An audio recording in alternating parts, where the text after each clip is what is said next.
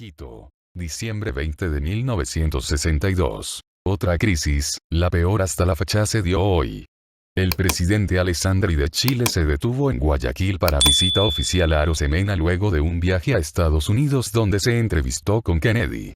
En el aeropuerto, Arosemena estaba tan borracho que tuvo que ser sostenido por ambos lados y, más tarde, hubo de pedir a uno de los invitados que hiciera el brindis de bienvenida. Las noticias de esta desgracia se han difundido a través de todo el país, y Carlos Arizaga Vega se está moviendo para reunir firmas para convocar a una sesión especial del Congreso que permita echar a Arosemena. El nuevo jefe de estación llegó con su esposa y perros. La próxima semana se van a Holanda. El Consejo Municipal de Quito le entregó a Jim una medalla en reconocimiento por su trabajo con los grupos juveniles y deportivos de Quito. Renato Pérez, presidente interino del Consejo, dirigió la ceremonia. Mañana, en el club de golf, los Noland serán honrados con una fiesta en grande y, para el día siguiente, Janet y yo hemos invitado a 100 amigos a nuestra casa para una fiesta de despedida a los Noland. Quito. Diciembre 28 de 1962. Los Noland se fueron y el nuevo jefe de estación, Warren Dean, no ha perdido ni un momento mostrándonos cómo trabaja. El otro día, incluso, cuando Noland estaba aquí, Raylad y yo fuimos a pasar la tarde con un grupo de amigos, la mayoría de negocios turísticos, a un bar y salón de reputación cuestionable, llamado El Mirador, tiene una vista a toda la ciudad. Al día siguiente Dean nos dio un sermón en una reunión del personal, advirtiéndonos, sin que quedara duda alguna, que él quería saber dónde estábamos en cada momento. Después de esto Noland me dio otra de sus sesiones amistosas de consejos, advirtiéndome que mis costumbres extravagantes a lo mejor no le caían bien a Dean, que sería mejor que fuese más discreto. Francamente pienso que este nuevo jefe está utilizando la vieja técnica de temor militar, una intimidación suave para establecer la autoridad.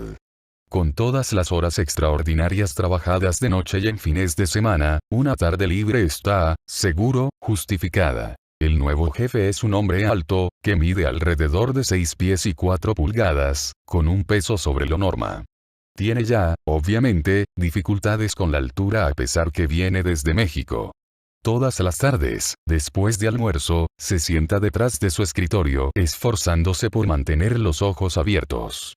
Hasta ahora, los cambios más importantes por él indicados son una acción mayor en contra de la extrema izquierda, en orden de recolectar información mediante operaciones técnicas y reclutamiento de nuevos agentes. Él desea también que aumente mi trabajo con el mayor Pacífico de los Reyes, ex jefe de inteligencia de la policía, recién egresado del entrenamiento del FBI en la Academia de Virginia, donde recibió cursos intensivos de inteligencia clandestina. Acaba de ser nombrado jefe de investigaciones criminales de Pichincha, pero continuará controlando el departamento de inteligencia. José María Egas, el dirigente juvenil social cristiano, también está de regreso de su viaje al Departamento de Estado y de nuestro programa especial de entrenamiento.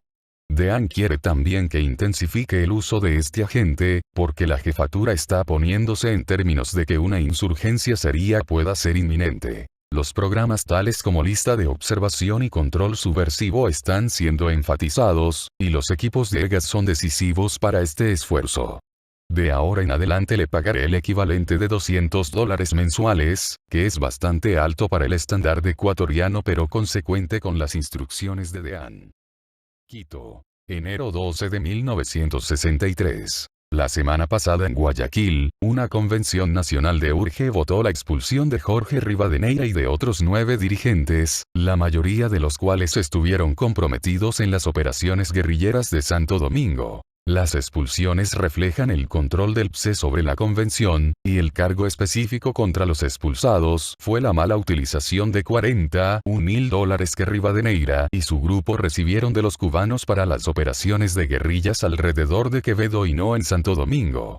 El mejor informe sobre la convención fue de un agente nuevo de la base de Guayaquil, que es uno de los dirigentes expulsados de URGE. Aunque este no podrá informar más sobre URGE, la base tratará que Enrique Medina participe en la nueva organización que los ex dirigentes de URGE tratarán de formar. De ahora en adelante, URGE deja de ser el principal peligro desde nuestro punto de vista, en términos de insurgencia. Los dirigentes más importantes han sido expulsados y el PSE tiene nuevamente el control sobre la organización, impulsando el trabajo de masas en vez de la acción armada, sin eliminar por supuesto la agitación callejera a través de bombas y acción en las calles. Nuestra preocupación fundamental será ahora controlar cualquier nueva organización establecida por Rivadeneira y otros que fueron expulsados, junto con mejorar nuestra penetración entre los grupos de Araujo y Echeverría en Quito. En pocos días más, la base sacará en la prensa una historia apropiada sobre la convención de Urge y nosotros la reproduciremos aquí en Quito. Esto será una sorpresa para Urge y para los expulsados, ya que generalmente ellos tratan de mantener sus disputas en silencio. Rivadeneira no podría haber sido más efectivo para nuestros propósitos si él hubiera sido nuestro agente. Mi periodo como director de la Inca está terminando, pero antes organizaré un equipo de básquetbol allí. Dean aprobó el uso de fondos de la estación para pagar salarios a los jugadores, por lo que podremos atraer a algunos de los mejores de Quito. Compraremos también uniformes y traeremos los zapatos de los Estados Unidos a través de la valija diplomática. El ayudante administrativo de la estación, Railad, entrenará el equipo. La ventaja para la estación es continuar ampliando nuestro campo de contactos y agentes potenciales a través de Inca, que solo se estableció aquí hace un par de años atrás. Quito. Enero 16 de 1963. La reorganización de SEOSL está en camino.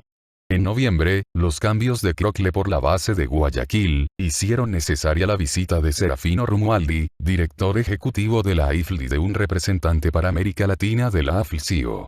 La disputa entre los viejos agentes de la Crocle y la COG, que estaban a favor de mantener la autonomía de sus sindicatos dentro de la SEOSL y nuestros agentes que insistían, de acuerdo a nuestras instrucciones, en que la Crocle y la COG desaparecieran a favor de una nueva Federación Provincial de Guayas, condujeron finalmente, hace algunos días a la expulsión de los dirigentes de la Crocle y de la COG. Entre los expulsados estaba Víctor Contreras, que solo en abril se convirtió en el primer presidente de SEOSL, Matías Ulloa Copiano es ahora secretario general interino de la SEOSL y Ricardo Vázquez Díaz, secretario de organización interino. Ambos son agentes de Gil Saudade que los reclutó, en un principio, a través de su PLPR. Ricardo Vázquez ha sido muy efectivo en la expansión del programa de educación de la IFL, junto a Carlos Vallejo Báez. En los meses recientes se han realizado cursos en Guayaquil y Cuenca como asimismo en Quito. Otros cursos están siendo planeados para los pueblos de provincia, que permitan fortalecer las organizaciones de SEOSL en esos lugares. Las operaciones estudiantiles, realizadas por Alberto Alarcón, han tenido nuevamente éxito en Quito. En diciembre, las elecciones para los puestos de categoría dentro de la FEUV en Quito, fueron tan parejas que ambos lados reclamaron fraude y la votación fue anulada. Hoy se realizó otra elección y el candidato de Alarcón, un moderado, ganó. El puesto nacional de la FEUV está ahora en Cuenca, donde las fuerzas anticomunistas también tienen el control. La base de Guayaquil ha hecho público varios documentos del PSE, los que el coronel Hugo, comandante de la Policía Nacional, agregará a las 3 toneladas de propaganda capturadas en octubre pasado. En pocos días más estos documentos saldrán a luz en un informe que está preparando una comisión investigadora de la propaganda en el Senado. Está incluida la resolución de expulsión de Rivadeneira del Comité Central del PSE. Dean está dispuesto a crear un clima de temor como parte de una nueva campaña para que el gobierno tome acciones en contra de la extrema izquierda. Quito. Enero 30 de 1963. Bajo cobertura de seguridad pública llegó nuestro nuevo funcionario. Dean me encargó que manejara el contacto de él con la estación. Su nombre es John Burke y es el castor más ansioso que he conocido. Piensa que la próxima semana estará gateando por el Palacio Presidencial para intervenir el dormitorio de Arosemena. Su problema es que se quebró la pierna en un entrenamiento y mientras se recuperaba, el año pasado, siguió todos los cursos ofrecidos por la División de Servicios Técnicos al no tener nada mejor que hacer. Durante los meses recién pasados, ha enviado a la estación una cantidad de bultos con equipo de radio, fotos y otros materiales técnicos, incluyendo alrededor de 200 libras en llaves para auto, uno para cada modelo Ford, General Motors y Chrysler, fabricados desde 1925. Dean se enojó con todo esto y envió un cable a la jefatura diciendo que no enviara más material, a no ser que él lo pidiera específicamente. No fue un buen comienzo y Dean me ha dicho que lo mantenga ligado exclusivamente al trabajo de policía en la AID, hasta nuevas órdenes. Su primer proyecto será, al parecer, un viaje en canoa a la selva del Amazonas para investigar la puesta en marcha de una nueva ley rural de la zona. No es una operación clandestina, pero puede ser interesante si él se encuentra con algún auca reducidor de cabezas. Con el trabajo de la policía, Burke tendrá bastante que hacer para mantenerse ocupado. Bajo el programa de seguridad pública, la ALT está entregando a la policía este año, alrededor de $1 millón en armas y equipo. 2.000 rifles, con 1 millón de tiros en municiones, 500 revólveres calibre 38, con medio millón de tiros. Alrededor de 6.000 granadas de gases lacrimógenos. 150 pistolas antidisturbios, con 15 granadas. Casi 2.000 máscaras de gas. 44 aparatos de radio móvil y 19 bases de radio para estaciones, además del equipo de laboratorio e investigación. La Oficina de Seguridad, además de entrenar a la policía aquí en Ecuador, está enviando alrededor de 70 de ellos a la Academia Interamericana de Policía en Fort Davis, en la zona del Canal de Panamá. Esta academia fue creada por nuestra estación y está destinada, fundamentalmente, como lugar de contrainsurgencia parecido, en muchos aspectos, a los programas de entrenamiento de oficiales militares de América Latina, entrenados en los pactos de ayuda militar. Quito. Febrero 15 de 1963. Dean está cada día más preocupado por evitar una situación de insurgencia sorpresiva. Quiere aumentar la penetración, particularmente en 2 grupos, y desea que me haga cargo de la mayor parte del trabajo. Los 2 grupos, no es sorprendente, son aquellos dirigidos por Araujo y Echeverría. Hemos tenido un importante avance en la infiltración del grupo de Araujo, a raíz del reciente reclutamiento de uno de sus más cercanos colaboradores, es un velasquista políticamente mercenario, se trata de Jaime Jaramillo Romero, este fue detenido el mes pasado con Araujo y 2 de los dirigentes expulsados del PLPR mientras hacían proselitismo en las provincias. Poco después, él entraba en la sección política de la embajada. Luego de ser informados por el funcionario del Departamento de Estado que habló con él, decidimos hacer un contacto discreto utilizando al funcionario de operaciones no oficial de la base de Guayaquil. Hice los arreglos para que este funcionario, Julián Sambianco, viniera a Quito, y en un automóvil arrendado al agente José Molestina, Sambianco llegó a casa de Jaramillo. La reunión se hizo en el auto de Sambianco mientras yo la grababa en otro auto e igualmente protegía la seguridad de nuestro agente. Un poco antes había puesto en el auto de nuestro agente un transmisor de radio para controlar la conversación.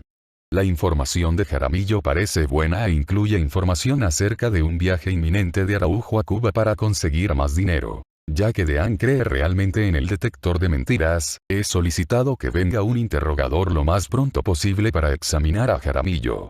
Si él está diciendo la verdad, lo entregaré a un nuevo enlace para no tener que llamar a Sambianco cada vez que se necesite hacer un contacto. La intervención telefónica donde Araujo continúa, pero no ha entregado buena información. Por otra parte, la intervención telefónica de Antonio Flores, uno de los principales lugartenientes de Echeverría, está entregando, todavía, excelente información. Flores recibe, indudablemente, una buena información de sus agentes del Ministerio de Defensa, del Palacio Presidencial y de la Policía. Nuestro problema es que tenemos un control inadecuado de los planes de Echeverría y de su organización terrorista y guerrillera, aunque estamos recibiendo algo de Mario Cárdenas, uno de nuestros agentes infiltrados en el PSE, y cercano a Echeverría. Primero trataremos de intervenir la librería Nueva Cultura del PSE en Quito, que es dirigida por José María Roura, dirigente número 2 del PS en Quito y uno de los compañeros más cercanos de Echeverría. Ambos se reúnen a menudo en la librería, que es, en general, lugar de encuentro de los dirigentes del PS. Esta es una sala que da a la calle en el primer piso de una vieja casa colonial en el centro de Quito. Al investigar los antecedentes del dueño de la casa, descubrí que pertenece a un compañero mío de golf, Ernesto Dávalos. Él está de acuerdo en darme acceso y cobertura de seguridad durante la instalación que haremos desde la pieza de arriba de la librería, un domingo que se encuentre cerrada. Para el puesto de escucha espero conseguir una oficina moderna que queda enfrente de un edificio de varios pisos, desde donde podremos fotografiar también las visitas y controlar el teléfono. Segundo, trataremos de intervenir el departamento de Echeverría. Él vive en pleno centro de Quito, en un edificio bastante nuevo, pero el acceso para la instalación será difícil. En el piso de abajo está el Club de Lojanos, Club Regional de la Gente de Loja, por lo que, quizá, podamos hacer un hoyo para instalar el micrófono y el transmisor. Esta operación tendrá dificultades, especialmente si tenemos que hacerla mientras Echeverría está en la casa, pero Cárdenas cree que el dirigente comunista tiene reuniones importantes en su casa y que, además, discute todas sus actividades con su esposa que es una checoslovaca. Estoy preocupado también por conseguir un departamento al frente de la casa de Echeverría, que servirá para esta operación como puesto de escucha y de observación. La tercera operación es otra instalación técnica. Esta vez en contra de Antonio Flores Benítez, está recién cambiado a un moderno edificio de varios pisos y, tal vez, podamos controlar, desde nuestro puesto de escucha, su teléfono y otras instalaciones que hagamos. Aunque existen, por el momento, pocas posibilidades de realizar esta operación, hemos sabido que se desocupará pronto el departamento de arriba, justo encima de Echeverría, en unas pocas semanas más. Puede que yo arriende ese departamento para poder comenzar a controlar el teléfono y ver si los técnicos pueden después hacer una perforación hacia el lado y luego hacia abajo, o acaso tendremos que hacer la instalación entrando clandestinamente al departamento de Echeverría. De Flores ya sabemos que se reúne con varios amigos en su casa y que discute gran parte de sus actividades con su mujer, que habla acerca de ello por teléfono cuando él no está en casa. Con respecto al gobierno, Deán quiere que intensifique mi trabajo con Pablo Maldonado, el director de inmigración, y que trabaje en torno a una amistad coordinadora con Manuel Córdoba, el subsecretario de Gobierno, y con Jaime del Hierro, ministro de Gobierno.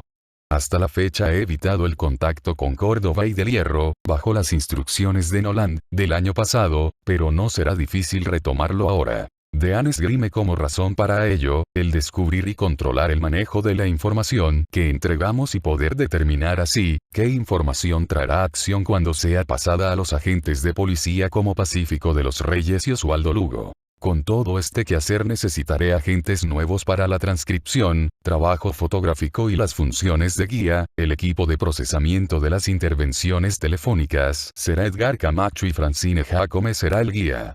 Haré que Francine venga a mi casa todas las mañanas a las 8 para que deje las transcripciones y reciba instrucciones para los otros. Otro esfuerzo que se inicia y que puede ser importante. He dado dinero a Jorge Gortaire para que compre un Land Rover usado para hacer un viaje a las guarniciones militares de la sierra y de la costa. El objetivo de este viaje será sondear a los líderes militares acerca de los rumores de una movida en contra de Arosemena, predisponiendo al mismo tiempo a los militares con respecto a dicha acción, aun cuando los rumores no sean verdad. Quito. Marzo 1 de 1963. Los periódicos de la mañana cubren, en forma destacada el testimonio de Mr. M.C. Cone, entregado ayer en el Senado de Washington, sobre el entrenamiento de guerrillas en Cuba. El director mencionó al Ecuador como uno de los países que tiene la mayor cantidad de personas reclutadas para el entrenamiento, y explicó cómo la embajada cubana, en la Ciudad de México, trata de ocultar el viaje a Cuba, otorgando la visa en un pedazo de papel, sin timbrar el pasaporte. Su informe continúa con otros antecedentes de la jefatura, publicados el mes pasado por el Departamento de Estado, que informa que de 1.000 a 1.500 jóvenes latinoamericanos recibieron entrenamiento guerrillero en Cuba, durante 1962. En un comentario sobre los artículos de prensa de esta mañana, Deán me contó que una de sus operaciones en Ciudad de México, era el equipo de control de viajes en el aeropuerto. Ahí, los pasaportes de los viajeros a Cuba son timbrados por los inspectores mexicanos de inmigración con llegado de Cuba o salida a Cuba, para asegurarse que el viaje quede registrado en el pasaporte. La estación fotografía también todos los pasaportes de los viajeros con máquinas fotográficas similares a las de prensa, mientras se embarcan o desembarcan los pasajeros. Los resultados de la operación de control de viajes en Ciudad de México se combinan, para procesarlos junto a otras informaciones de viajes, a través de rutas más importantes como Praga o Madrid. Para poder intensificar las operaciones con Pablo Maldonado, Dean quiere que le pase copias sobre los viajes de los ecuatorianos a Cuba. Además, Ciudad de México está cablegrafiando los nombres y adelantando información sobre los viajes a las estaciones del hemisferio, para que los viajantes puedan ser detenidos o cuidadosamente registrados al llegar a su país de origen.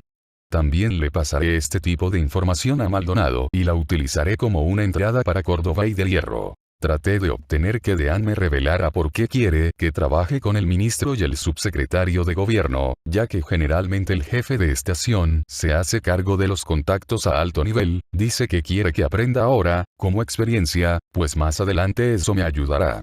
Tiene una mala impresión con respecto a Winston Scott, el jefe de la estación en Ciudad de México. Scott tiene relaciones bastante estrechas con el presidente, Adolfo López Mateos, y con el ministro de Gobierno, Gustavo Díaz Ordaz. Cuando Scott se iba de vacaciones o salía del país, nunca dejaba que Dean hiciera contacto personal con ellos, aunque este era encargado interino como jefe de estación. Guayaquil. Marzo 31 de 1963. Lo mejor de ser funcionario de la CIA es que uno no logra aburrirse por mucho tiempo. El viernes, hace 2 días, salí de Quito para reclutar a una persona que conozco hace ya un año y a quien el jefe de base, Ralph Seafer, quiere utilizar como enlace de uno de sus agentes infiltrados en el PSE. El reclutamiento se hizo bien y mañana le presentaré al nuevo agente, Alfredo Villacresa Seafer. Me fui el viernes para poder pasar el fin de semana lejos de la altura, pero principalmente porque Alfredo y yo, generalmente pasamos los sábados en la noche haciendo un recorrido de farras en Guayaquil. Anoche fue extraordinario y abandonamos la última parada alrededor de las 8 de la mañana, mientras Alfredo gritaba por las orinadas calles de una población suburbana, disparando al aire su 45 mientras el viejo jeep, sin ventanas, destartalado, casi se nos despedaza. Esta tarde me llamó al hotel para comunicarme que nos salvamos de estar comprometidos en un nuevo escándalo de Arosemena. Al parecer anoche, pocos minutos después que nosotros abandonamos el 4:30, habíamos pasado allí temprano y nos fuimos como a la 1 am, llegó Arosemena y su partido. La historia corre por todas partes de la ciudad, señalando cómo Arosemena comenzó a burlarse de los camareros, todos ahí son homosexuales, ordenando finalmente a uno de ellos que se pusiera una pantalla en la cabeza. Arosemena sacó la pistola que siempre lleva con él y en vez de dispararle a la pantalla, le disparó a la cabeza del camarero. Nadie está seguro si el camarero murió o está en el hospital, pero la culpa la va a asumir el secretario privado de Arosemena, Galo Ledesma, conocido por todos como Veneno Ledesma.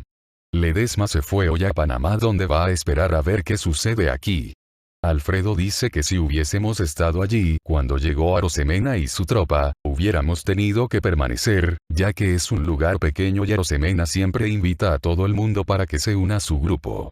Ya le veo la cara al embajador si eso hubiera sucedido y mi nombre incluido en la historia. Hasta luego, Ecuador. Guayaquil. Abril 2 de 1963. Debiera haber vuelto a Quito en el primer vuelo de esta mañana, pero de pronto, ayer, se presentó una situación muy interesante. Después de presentarle a Villacrés al jefe de la base, durante el almuerzo, Seafer y yo volvimos al consulado donde me estaba esperando el jefe de la oficina de UCIS. Él nos dijo que un hombre joven había venido al consulado esta mañana, pidiendo hablar con alguien acerca de información, y que había sido finalmente contactado con él. La persona dijo ser un peruano que tenía información sobre el movimiento revolucionario en Perú, así como del compromiso de los cubanos. El jefe del UCIS señaló que el peruano estaba tan nervioso y distraído que, probablemente sea un caso mental, pero Seafer me pidió que lo viera si no tenía nada más importante que hacer. Arreglamos para que el jefe del UCIS le entregara mi número de pies en el hotel. El peruano había quedado en regresar al consulado en la tarde, donde podía llamar por la noche. Vino el peruano al hotel y conversamos cerca de 3 horas. Torné apuntes porque no conozco ninguno de los nombres en la escena peruana y envié un cable esta mañana a Lima y a la jefatura. El peruano es Enrique Amaya Quintana, militante de nivel medio en el movimiento de izquierda revolucionaria, MIR. Acaba de terminar un curso de 3 meses de entrenamiento en Cuba, junto con varios cientos de miembros del MIR. Ellos están todos reincorporándose al Perú, a través de Ecuador y Colombia. El aspecto más importante de este futuro agente, si está diciendo la verdad, es que fue seleccionado especialmente para recibir entrenamiento en comunicaciones. Me mostró una libreta de apuntes llena de direcciones de América Latina, a través de las cuales será enviada correspondencia secreta. Más aún, me mostró un diccionario que sirve como clave para el sistema de código que él utilizará en la correspondencia secreta y en las comunicaciones con La Habana. Esta tarde recibimos un cable de la jefatura y de Lima confirmando el estatus de Amaya en el MIR y advirtiéndonos que no lo dejáramos escapar. El MIR es la organización guerrillera más importante del Perú, y tiene a cientos de personas entrenadas en Cuba con planes avanzados de insurgencia armada. Lima envió una lista de preguntas para Amaya, las que le haré esta noche. Él es realmente un tipo nervioso y no le gustará que usemos una grabadora, pero le voy a insistir para que no tengamos que depender de mis apuntes. Así podré obtener más de él, también. No será fácil conseguir que se quede con nosotros. Lo que él quiere es ayuda financiera para sacar a su mujer e hijos del Perú y establecerse en otro país. Dice que se decepcionó con el entrenamiento en Cuba, pero yo creo que él perdió su valentía ahora que está ya casi en el campo de batalla. Quito. Abril 5 de 1963. El caso MIR tiene a nuestra jefatura brincando. No solo por sus efectos en el departamento peruano y ecuatoriano, sino también, en el departamento cubano y en la división de la Rusia soviética. Traje a Julián Sambianco para que hiciera de enlace y ayer, Wade Thomas llegó a la jefatura para hacerse cargo del caso de cerca. Él es especialista en operaciones de infiltración del Partido Comunista. Mientras tanto yo he trabajado todos los días con las grabaciones de Amaya, resumiendo los resultados en cables para Lira y la jefatura. El hombre está diciendo, en definitiva, la verdad. Todo parece coincidir y ayer, finalmente, logré convencerle de que pasara, por lo menos un tiempo corto, en el Perú con sus antiguos amigos. Por el tono de los cables de Lina, Amaya será su infiltración más importante en el MIR. Mi participación terminó hoy cuando regresé a Quito. Quito. Abril 12 de 1963. Acaba de llegar un informe de Mario Cárdenas, uno de nuestros mejores agentes infiltrados en el PSE y un asociado cercano pero íntimo de Echeverría. Cárdenas informó que José María Roura, principal lugarteniente de Echeverría en Quito, se ha ido a China comunista donde espera recibir dinero que facilitará al grupo comenzar, por fin, la acción armada. Echeverría le ha dicho a Cárdenas que esté alerta para viajar a Colombia en cualquier momento para que pueda recibir el dinero y los documentos que Roura, por ser muy conocido, no puede traer al país personalmente. Hemos discutido acerca de avisarle o no al ministro de Gobierno, Jaime del Hierro, o al subsecretario, Manuel Córdoba, y decidimos, para mayor seguridad, observar en forma especial el regreso de Roura a través del ministro de Finanzas, Juan Sevilla. Sevilla, quien ha sido compañero mío de golf, aceptó hacerlo justamente como lo habíamos pensado y designó a su secretario personal, Carlos Rendón Chiriboga, para que atendiera, en el aeropuerto, la llegada de Roura. Esperamos que venga directamente a Quito sin pasar a Colombia, lo que nos forzaría a proteger a Cárdenas. Si por casualidad sabemos que Roura llegará a Guayaquil, Sevilla puede enviar su secretario para que lo espere allí. Mientras tanto estoy trabajando en la intervención de la librería y en un par de días más, Larry Martín, técnico de la estación de apoyo en Panamá, llegará para hacer la instalación. Aparte del viaje de Roura, estamos controlando el regreso de Araujo. Él está en Cuba, en este momento, y tal vez traiga dinero también, aunque no es tan seguro que ambos sean tan descuidados para traer el dinero consigo. Para poder obtener información a tiempo, he hecho venir de Guayaquil a Sambianco de nuevo, para que le entregue a Jaramillo un nuevo enlace, Jorge Andino, dueño de un hotel y el mejor jugador de polo ecuatoriano. Andino es un viejo conocido desde mi llegada y se mostró siempre ansioso de cooperar. Recibirá los informes en el hotel y luego me los entregará en otro de sus negocios, a un par de cuadras de distancia. Uno de los misterios que estamos tratando de resolver ahora es si existe una conexión entre los grupos de Araujo y Echeverría, ya que este último ha entregado bastantes pruebas de estar en contacto con los cubanos. Medardo Toro, el pistolero velasquista que Noland recogió el año pasado, está informando ahora en forma regular. Dean me dijo que lo integrara a la rutina, así es que le pedí a San Bianco hacer un arreglo similar al que utilizamos con Jaime Jaramillo 2 meses atrás. Hasta conseguir un buen enlace para Toro, tendremos que mantenerlo con San Bianco. Principalmente queremos mantenernos al tanto de los planes de regreso de Velasco para las elecciones del próximo año. Mala suerte que Toro esté tan lejos del grupo de Araujo. Quito. Abril 14 de 1963. Todos los días, al parecer, una nueva ola de rumores se extiende sobre el país, señalando un estallido inminente de guerrilla y terrorismo. Estos reflejan, en parte, nuestra continua campaña propagandística y en términos de enfocar la atención sobre el comunismo para poder provocar un resquebrajamiento serio del gobierno. Pero en parte también, está basado en casos reales, tales como la captura de propaganda por la policía en Guayaquil, del coronel Hugo, y la salvación de la muerte de un terrorista a quien le explotó una bomba durante una sesión de entrenamiento. Nuestra preocupación es que la policía y el ejército ecuatoriano no podrían controlar un movimiento guerrillero ya destacado. Un incidente reciente subraya nuestras dudas. 2 noches atrás, un barco logístico de la Marina volvía de las Islas Galápagos con un grupo de estudiantes universitarios que habían estado en las islas para una excursión. Una patrulla costera de la Marina estaba buscando, en la oscuridad, una nave contrabandista. La patrulla confundió al barco logístico con la nave contrabandista, y la batalla a tiros duró 2 horas. Finalmente llamó por radio a Guayaquil pidiendo ayuda, y el centro de comunicaciones de la Marina ordenó parar el combate. Lo peor fue que los disparos eran tan malos que no hicieron ningún daño serio y solo un marino fue herido. Luego de llegar a Guayaquil los estudiantes publicaron la historia, pero la Marina no está haciendo comentarios. Cuando Dean supo de esto me pidió que me moviera más rápido sobre las nuevas operaciones técnicas. Señaló que la jefatura nos caerá a todos por encima si somos sorprendidos por Araujo, Echeverría u otros, ya que los movimientos guerrilleros ya están operando en Perú, Venezuela, Guatemala y Brasil. Se nos escapa bajo Goulart. La única señal de estímulo, últimamente, es la creciente voluntad del ministro de Gobierno y el subsecretario para aumentar los esfuerzos de control de viajes y para permitir la acción policial, como recientemente realizara el coronel Lugo.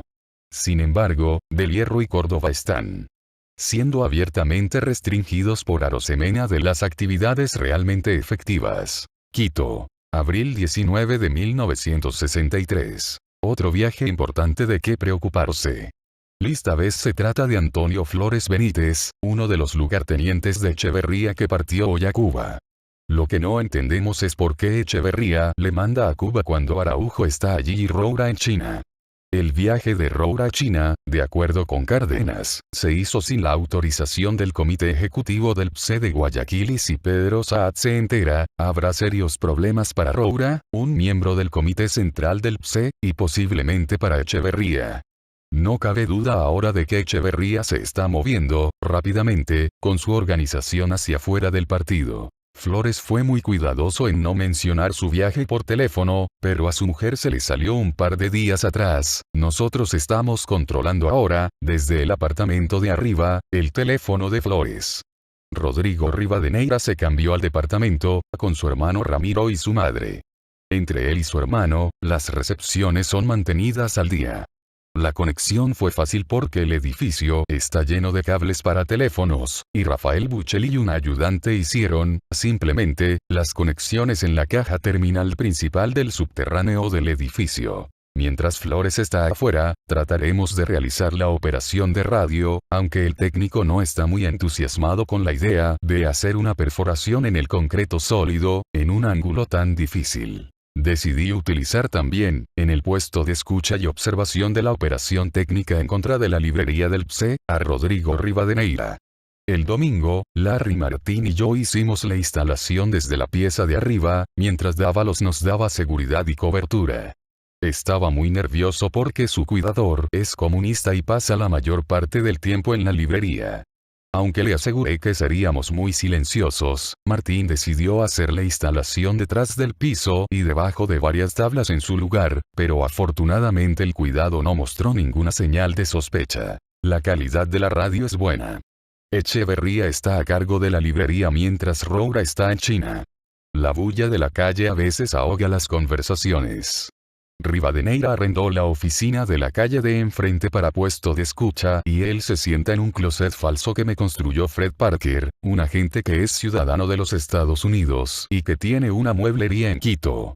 Parker hizo el closet para poder ser trasladado por piezas y Rivadeneira se sienta en él mirando a través de un lado disimulado para escuchar grabar, tomar fotos de visitantes a la librería, y mantener una hoja diaria de lo que pasa. Tuve suerte también al obtener, enfrente de la casa de Echeverría, justo el departamento que necesitábamos. Este puesto de observación y escucha fue arrendado a Luis Sandoval, jefe técnico de inteligencia en la policía, que aceptó mi ofrecimiento de trabajar con nosotros tiempo completo. Sandoval va a renunciar a la policía y abrirá un estudio fotográfico comercial de cobertura en el departamento. Le he entregado equipo suficiente para comenzar y pronto llegará más. Él desarrollará las fotos y hará las copias definitivas de las fotografías tomadas por Rivadeneira en la librería. En cuanto tengamos una posibilidad, traeremos a Larry Martín de nuevo e instalaremos el equipo de radio en el departamento de Echeverría.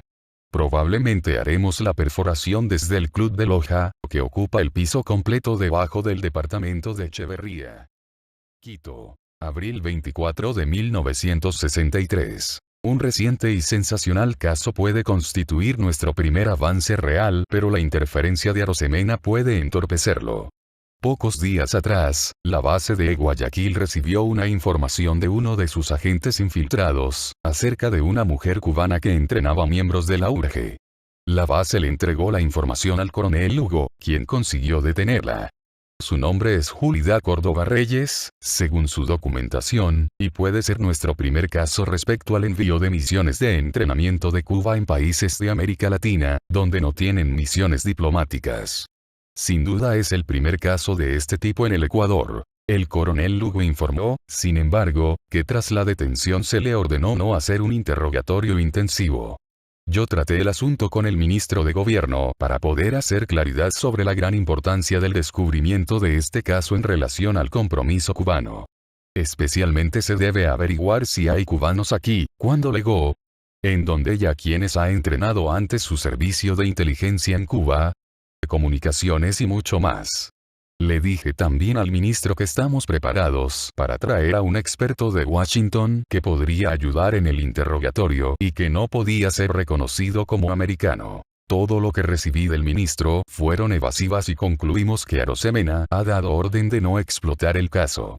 2 días atrás, el gobernador del Guayas ordenó su expulsión del país. Estamos tratando de salvar el caso, pero por el momento no tenernos muchas esperanzas. La extrema izquierda fue forzada a apoyar al gobierno que rompió con Cuba, tras una dudosa posición.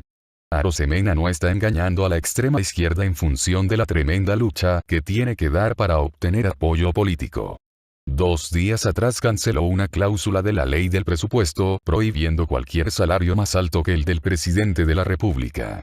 El propósito es limitar los altos salarios percibidos por cabezas de algunas entidades autónomas del gobierno y de otros funcionarios que mantienen más de un puesto en la administración. Algunos, por ejemplo, estaban recibiendo el equivalente a $1000, 2 veces más que Arosemena. Obviamente él canceló la ley para mantener más de cerca de sus partidarios. Repugnante para una república, pobre y bananera, en donde la mitad de la población recibe menos de $100 al año. Quito. Mayo 1 de 1963. Algún éxito sobre el caso de Da Córdoba. El 27 de abril ella fue deportada a México, pero se le negó la entrada y tuvo que regresar a Guayaquil. El coronel Lugo no puede proceder a interrogarla hasta que reciba el visto bueno del ministro, así es que trataré el caso nuevamente con Del Hierro Manuel Córdoba. Warren Dean está contento, él me dijo que Gustavo Díaz Ordaz, ministro de Gobierno mexicano, realmente está en el bolsillo del jefe de estación y que eso era lo que yo debería lograr con Del Hierro. La manera de hacerlo, según Dean, es proporcionar al alto funcionario de gobierno para mantener una querida la renta de la casa chica con comida, vestimenta y entretenciones. Dean me contó que, en México, el jefe de estación le compró un automóvil a la querida del ministro de Gobierno. El presidente mexicano, con quien el jefe de estación trabaja de cerca, se enteró acerca del auto y exigió uno también para su querida. Esa debe ser una estación interesante. Gil Saudade ha hecho algunos progresos en las operaciones laborales. El mes pasado fue creada una federación sindical paraguayas reemplazando a la CROCLE. Esta era una vieja esperanza y tal vez, ahora termine la discordia que ha entorpecido a la CEOSL por tanto tiempo. Los cursos de la ATFL, el trabajo de nuestros agentes Ricardo Díaz y Carlos Vallejo Báez, continúan expandiéndose. Vázquez acaba de ser confirmado como secretario de Organización Permanente de la CEOSL y Matías Ulloa Copiano como secretario general permanente. Ellos habían ocupado estos puestos desde la expulsión, en enero, de los viejos agentes de la CROCLE. Hoy día solo la CTE y la CEDOT Católica celebraron en las calles el Día del Trabajo. En vez de una marcha que habría acarreado a muy poca gente, el grupo de CEOSL fue invitado por nuestro embajador a una recepción en su residencia, la que estuvo muy animada con entretenciones de Matías Ulloa. Quito. Mayo 11 de 1963. Un caso sensacional ha resuelto, por fin, algunos actos terroristas recientes. Empezó poco después de medianoche, cuando 4 terroristas, 2 de Urge, llamaron un taxi, amarrando y drogando al chofer que fue colocado posteriormente en el baúl de la parte de atrás del auto. Luego viajaron alrededor de la ciudad, pasando por varias embajadas donde intentaron lanzar bombas. También llevaban armas y municiones. Gracias al aumento de protección policial en las embajadas, no lograron su propósito. Poco después, en la mañana, el chofer recuperó su conciencia y, tras sacarse las amarras, consiguió abrir la puerta del portamaletas. Los terroristas lo vieron escapar, pero consiguió evadirse e ir a la policía. El mayor Pacífico de los Reyes se hizo cargo del caso. Los terroristas, presos del pánico, se fueron a las orillas de la ciudad donde trataron de escapar a pie hacia el volcán que queda junto a Quito. Los hombres que hacían la pesquisa causaron una gran alarma en todos los alrededores, exagerando el miedo en todo Quito, pero finalmente los terroristas fueron capturados. Y han confesado acerca de varios atentados recientes, así como de algunos robos armados, mediante los cuales obtenían fondos para financiar las operaciones guerrilleras. Lo más sensacional de todo es que su jefe es Jorge Rivadeneira, de pasada fama en Santo Domingo, y otro miembro es Claudio Diego Francia, el argentino que fue detenido en 1961 por entrenar a miembros de Urge. Nosotros no sabíamos acerca de este nuevo grupo de Rivadeneira, y le he pedido a De los Reyes que trate de determinar si hay alguna relación entre ellos y el grupo de Echeverría. Quito. Mayo 17 de 1963. El mayor de los Reyes detuvo a Francia, pero Rivadeneira todavía está escondido. También detuvo a Echeverría y a Carlos Rodríguez, pero ellos alegaron su inocencia y tuvo que dejarlos en libertad. La propaganda del caso es extraordinaria con fotografías de las armas y municiones en todos los periódicos. Deán quiere seguir explotando la propaganda uniendo todos los casos posibles. La Yedra, da Córdoba, los viajes recientes de Araujo, Roura y Flores. De alguna manera Rosemena debe ser forzado a tomar una acción represiva. Se prevé un cambio dentro de la policía. Hoy, el Servicio de Inmigración de Pablo Maldonado le negó pasaportes a 10 jóvenes ecuatorianos que tienen becas para estudiar en Cuba. Ya habíamos entregado antes este tipo de información, pero es la primera vez que él ha tomado una acción fuerte y puede que resulte. Los estudiantes pidieron pasaportes diciendo que ellos solo iban a México. Las protestas ya han comenzado y veremos cuánto tiempo toma que Del Hierro se debilite. Quito. Mayo 19 de 1963. Roura está detenido.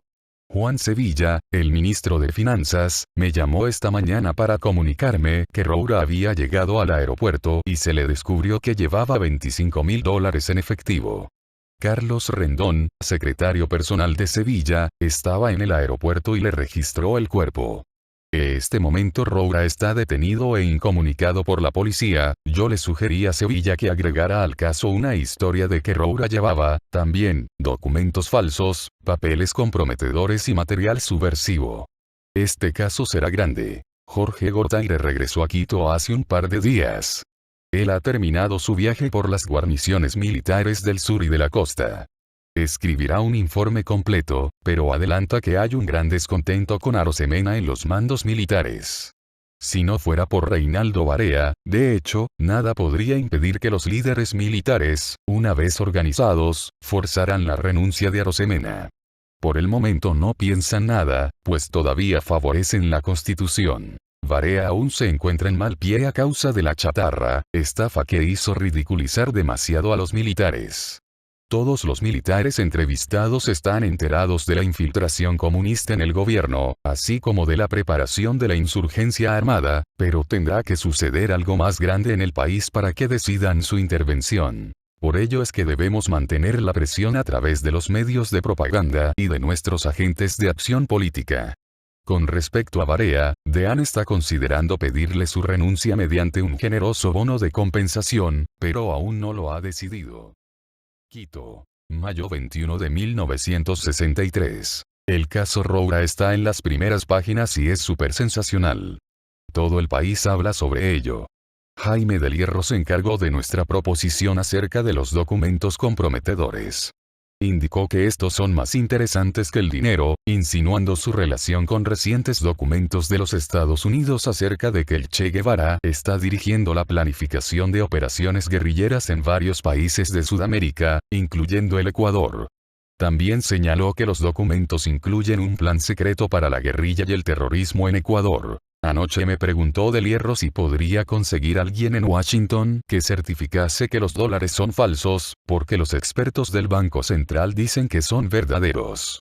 Me imagino que él y sus amigos quieren quedarse con el dinero, así es que envié un cable a la jefatura para ver qué se puede hacer. La actitud de Del Hierro me intriga un poco a raíz de su entusiasmo.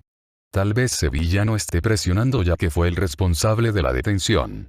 Sin embargo, Del Hierro se niega todavía a dar el visto bueno sobre el interrogatorio de la cubana, Julida Córdoba Reyes. Quito, mayo 23 de 1963. Del Hierro está preocupado porque la prensa y otros siguen exigiendo los documentos comprometedores de Roura. Por supuesto, no existe alguno, y ahora los abogados de Roura están comenzando a moverse. No obstante, Del Hierro y Sevilla mantienen la publicidad, llamando al caso Roura un ejemplo de la importación de ideologías extranjeras para esclavizar el país. Del Hierro cita también el caso de los 10 estudiantes a los cuales se les negó el pasaporte, como otro ejemplo de falsificación de documentos para viajar a Cuba a entrenarse para la guerrilla.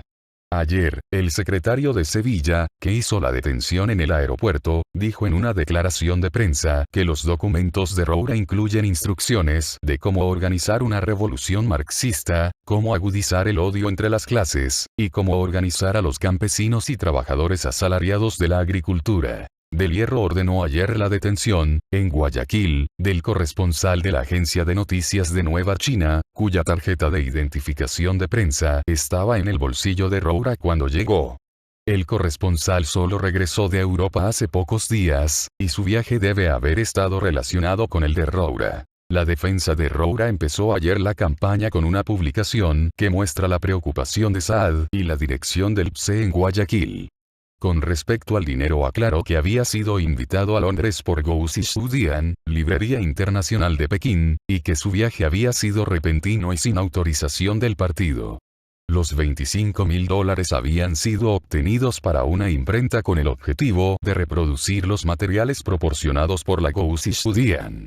De Londres, señaló él fue a Pekín donde denunció la confiscación de sus apuntes sobre las visitas a comunidades y otros lugares. Sin duda, Roura terminará teniendo terribles problemas con el PSE. Quizá hasta la expulsión, como Rivadeneira, pero más importante, aunque su detención es la brecha profunda entre los grupos de Saad y Echeverría. ¡Qué historia de cobertura más ridícula! Quito, mayo 24 de 1963. Roura ha tenido mala suerte por donde se mire. Hizo su declaración formal al juzgado, alegando que discutió el nuevo local de impresión en Pekín con un Chang Kung-Nguyen. El dinero le fue entregado a él, según dijo, en Berna, Suiza a su regreso, por uno que se llamaba Po Primero Fo. Estamos confirmando la veracidad de estos nombres con la jefatura. La imaginación de Roura no tiene límites. El abogado de Roura tuvo una sesión ante el Consejo de Estado, el más alto cuerpo de apelación en contra de las violaciones del gobierno de las libertades públicas, el cual rechazó la petición de libertad para Roura y tomó bajo consideración los cargos de Roura en contra de Sevilla y del Hierro por violar la Constitución. Ahora él tendrá que ser juzgado por el dinero y los documentos. Tendremos bastante tiempo para fabricar los documentos adecuados que pueda utilizar del Hierro en contra de Roura, pero ahora estamos trabajando en otra cosa. John Bacon, funcionario de informes de la estación, y yo, sugerimos a Dean que preparáramos un documento incriminatorio para ser usado en contra de Antonio Flores Benítez, que se le colocará cuando llegue al aeropuerto. Existe una posibilidad que él venga por tierra, a través de Colombia, o que llegue a Guayaquil, pero a Dean le gusta el plan y nos autorizó a seguir adelante. El documento aparecerá como si fuera propio de Echeverría y Flores para los cubanos, acerca de la situación de su organización y sobre los planes de acción armada. Nosotros describiremos lo que sabemos de la organización, llenando el documento con la imaginación en donde sea necesario. Posteriormente, para efectos de propaganda haremos énfasis acerca de los agentes infiltrados de Flores en el Ministerio de Defensa, en las comunicaciones del Ejército, en la Guardia Presidencial y en los archivos de Palacio. También tenemos en mente mencionar relaciones con el grupo de Araujo y Gonzalo Sonomogro, que parece estar entrenando una organización separada, experto en explosivos y armas. Quito, mayo 26 de 1963. El fin de semana ha sido atareado. Bacon y yo terminamos el informe Flores ayer y él se lo llevó a Miguel Burbano para que le diera forma final. Sin duda tenemos un documento sensacional y maquiavélico. Bacon incluyó un análisis general de la situación política ecuatoriana, con un contenido apropiado de las tendencias reformistas de la dirección de Pedro Saad. Da a entender que el grupo de Echeverría ha recibido ya fondos de Cuba y que este informe es la justificación para nuevos fondos. La fecha para comenzar una campaña desatada de terrorismo será a fines de julio. Nosotros sabemos que el ACTE planea realizar en esa fecha una huelga general. Serán colocadas bombas y atacadas las casas de los oficiales de la policía y militares, así como las instalaciones claves como el agua, teléfono y electricidad. Burbano lo devolvió y esta mañana lo pasé a máquina. Ocupó 5 hojas de papel copia azul. Luego vino Dean a la oficina y acordamos que Juan Sevilla, el ministro de Finanzas, colocará el documento en vez de encargarlo al ministro de Gobierno. Sevilla estuvo de acuerdo y utilizará a Carlos Rendón, su secretario personal e inspector de aduanas, el mismo que clavó a Roura. Cuando volví a la embajada, Dean estaba actuando como un niño chico. Había ido a la Favorita a comprar un tubo de pasta de dientes, ocupando 3 horas en sacar la pasta y limpiar el tubo. Luego los papeles, los aplastó un poco con sus zapatos, los dobló para que cupieran en el tubo y lo metió adentro. Un documento genuino, sin dudas. Me llevé el tubo para entregárselo a Sevilla y mañana lo entregará a Rendón, quien, si es posible, lo colocará. Rendón no se moverá del aeropuerto hasta que Flores llegue, y si viene vía Colombia o Guayaquil, buscaremos otra fórmula para sacar el plan adelante. Quito, mayo 29 de 1963. Otro caso sensacional fue ayer en el regreso de Araujo desde Cuba. Mala suerte que no tuviéramos un documento preparado para él, pero hizo, de todas maneras, justo cuanto queríamos. La gente de aduanas de Sevilla, avisada previamente de la llegada de Araujo, intentaron registrar su cuerpo, pero Araujo provocó un escándalo tan grande, que tuvo que ser trasladado a la oficina de inmigración para su registro. Sin embargo, solo tenía $41 y fue liberado más tarde, pero sus gritos en el aeropuerto de que la revolución ocurriría muy pronto en el Ecuador, fueron destacados hoy en los periódicos. Otra propaganda está saliendo muy bien. La reunión del Consejo de Estado acerca del caso Roura estuvo en las primeras páginas, destacando la condena de Sevilla, muy efectiva, en cuanto al comunismo y Cuba. El caso de Guillermo Layedra, que se voló la mano mientras entrenaba miembros de URGE en la preparación de bombas, está en los juzgados y, el último caso de Jorge Rivadeneira sigue causando revuelo todavía. Aún no conseguimos un interrogatorio a la mujer cubana. Quito, mayo 31 de 1963. El primer intento para intervenir a Echeverría resultó casi un desastre. Los técnicos Larry Martín y un ayudante volvieron de Panamá en la semana y yo implementé un plan de cobertura y seguridad. Gil Saudade trajo de Loja a uno de sus agentes, Cristóbal Mogrovejo, que trabaja en actividades estudiantiles con los católicos y es el único que podría tener acceso al club de Loja, en el piso de debajo de Echeverría. Yo traje a Julián Sambianco de Guayaquil para que fuese jefe de equipo y dirigiera a Mogrovejo como punto de cobertura.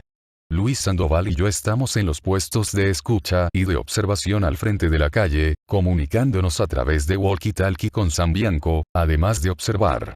Preparé también con Pepe Molestina 2 vehículos para arrancar. Mogrovejo consiguió arrendar, para hoy viernes en la tarde, el club completo y dejó abierta la posibilidad de arrendarlo para el resto del fin de semana si acaso sus conversaciones de negocios con extranjeros tomaban más tiempo.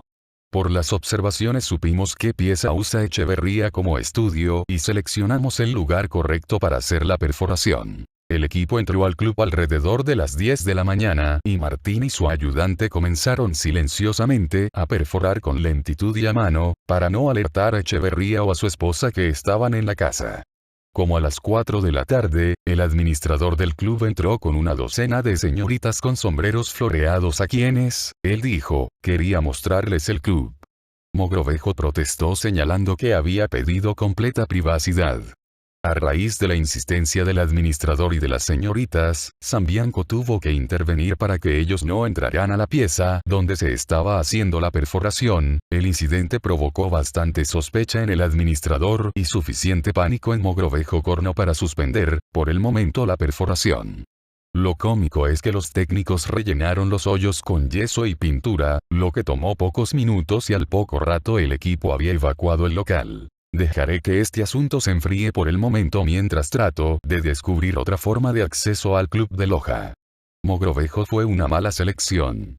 No nos olvidaremos de esto pues, según Cárdenas, Echeverría ha dado varias pruebas de que tiene comunicación con Cuba.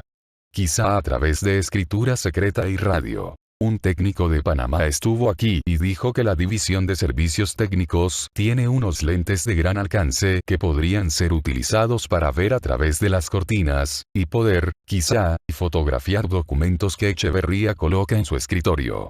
Esta sería una forma de leer sus documentos. Quito. Junio 2 de 1963. Flores fue detenido y ya tenemos otro caso grande. Juan Sevilla y yo estábamos jugando golf juntos esta mañana, cuando vino un mozo corriendo a decirle que le llamaban por teléfono para contarle que Flores había llegado y que el plan había funcionado perfectamente. Sevilla corrió al aeropuerto y yo me fui a esperar en la casa. Por la tarde me llamó por teléfono y cuando fui a su casa me explicó que Rendón había visto llegar a Flores y puesto el tubo de pasta de dientes dentro de sus ropas. Él lo dejó caer cuidadosamente mientras revisaba el equipaje a Flores y lo encontró comenzando a examinarle, hasta que finalmente lo abrió y descubrió el informe oculto. Con Flores llegaba otro comunista, Hugo Novoa, a quien se le descubrió en un bolsillo secreto $1.400. Junto con este dinero fue confiscado material de propaganda, canciones revolucionarias, etc. Tanto Flores como Novoa fueron detenidos y llevados a un interrogatorio a las oficinas de seguridad política. Ahora tenemos que echar a andar la publicidad. Quito. Junio 3 de 1963. Esta tendremos que pelearla. Solo apareció una pequeña nota en la prensa sobre la detención de Flores y la única referencia acerca del informe era una presunción de haberse encontrado microfilm en su equipaje. Flores protestó, señalando que si algún microfilm fue encontrado tiene que haber sido colocado en San Juan, Puerto Rico, o aquí en Quito. Yo hablé con Juan Sevilla, y él pensaba que Arosemena trataría de aplastar el caso, incluyendo el documento falso. Esa es la razón por que Flores, de acuerdo a lo que dice Sevilla, está todavía bajo la custodia de la Oficina de Seguridad Política en vez de estar en el Departamento de Investigaciones de la Policía bajo el Mayor Pacífico de los Reyes. Agregó que la figura clave es Jaime del Hierro, ministro de Gobierno, a quien yo debería ratificar la importancia de Flores y del documento. Ni Sevilla ni del Hierro saben que estoy con ambos. Toda la tarde he tratado de localizar a Del Hierro o a Manuel Córdoba, el subsecretario de Gobierno. No es costumbre evitarme de esta manera, y Dean está que estalla porque el informe no ha salido a luz.